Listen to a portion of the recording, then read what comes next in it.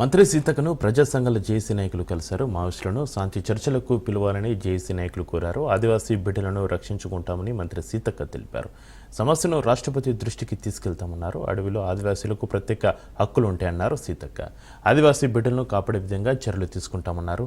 పోలీసులు మావోయిస్టులు సమన్వయం పాటించి శాంతియుత వాతావరణం నెలకొల్పాలని సీతక్క తెలిపారు.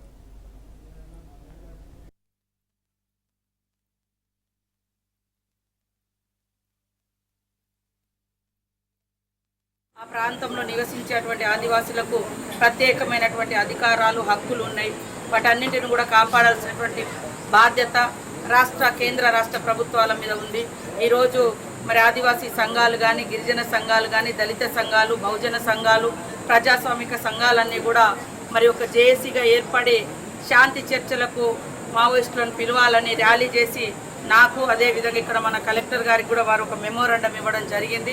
ఇచ్చినటువంటి మెమోరాండాన్ని ఖచ్చితంగా కేంద్ర ప్రభుత్వం దృష్టికి, అదేవిధంగా రాష్ట్ర ప్రభుత్వం దృష్టికి, ముఖ్యంగా మరి ఆదివాసీ బిడ్డగా ఉన్నటువంటి రాష్ట్రపతి గారి దృష్టికి కూడా తీసుకెళ్ళి మరి ఆదివాసీలు నివసించేటువంటి అటవీ ప్రాంతాల్లో శాంతియుత వాతావరణం ఉండాలి, అక్కడ ఉన్నటువంటి ఆదివాసీ ప్రాంతాల్లో శాంతియుత వాతావరణం నెలకొల్పాలని మరి నా అభిప్రాయం కూడా నేను కూడా అదే చెప్తూ ఇవాళ మా సంఘాలన్నీ కూడా ఇచ్చినటువంటి వినతి పత్రాలు కేంద్రం దృష్టికి, రాష్ట్రపతి గారి దృష్టికి, రాష్ట్ర ప్రభుత్వం దృష్టికి కూడా తీసుకెళ్ళి మరి అదే విధంగా అక్కడ జీవించే అమాయకపు ఆదివాసీ బిడ్డల యొక్క హక్కులను, వాళ్ళ జీవించే స్వేచ్ఛను కాపాడాల్సిన అవసరం ఉంది.